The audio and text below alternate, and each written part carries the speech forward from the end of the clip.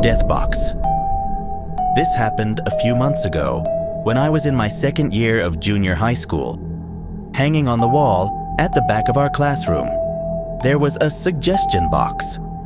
It was put there by the teacher, Mrs. Solomon.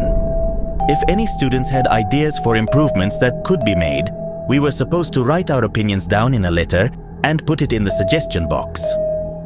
Then Mrs. Solomon would read the letters and consider our proposals. One morning, when we came to class, someone had crossed out the suggestion part of the sign and written death there instead. The death box caused a bit of a stir in the classroom. Some students thought it was funny, but others were a little disturbed by it. There were rumors that two boys named Derek and Jamal did it as a prank. They were always causing mischief and disrupting class. However, when the teacher confronted them about it, both of them denied it. Afterwards, I quietly asked them if they really had done it. They still claimed they knew nothing about it. In the end, the teacher couldn't figure out who the culprit was, and the matter was dropped.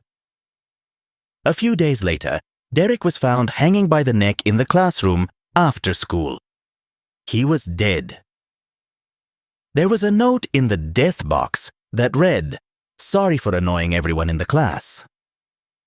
A few days after Derek's funeral, Jamal was also found hanging by the neck in the classroom.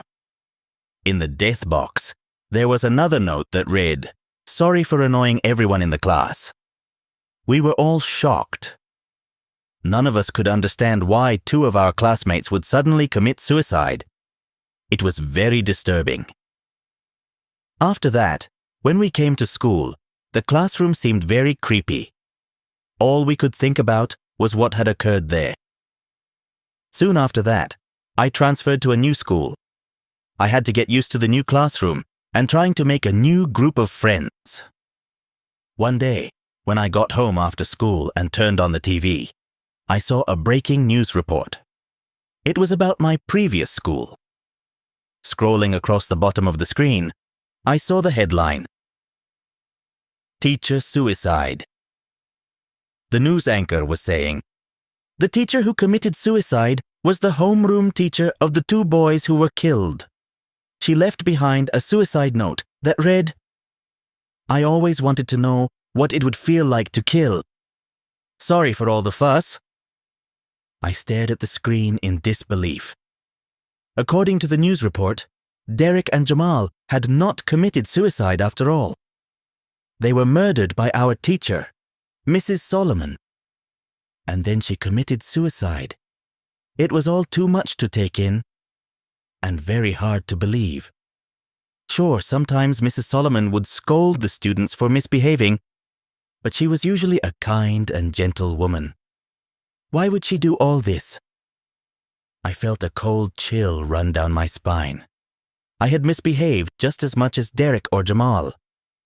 If I had not been transferred to a different school, perhaps I would have been next. Just then, I heard the sound of the front door opening. My mother was home from work. She came into the room carrying an envelope in her hand. "There was a letter for you," she said. "Why are you so pale? You look like you've seen a ghost."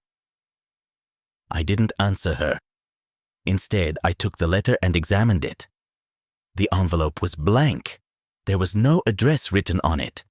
I opened it and found a note inside, written in big red letters.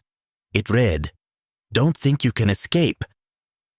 15 days have passed since then, but I'm still afraid to set foot outside my front door.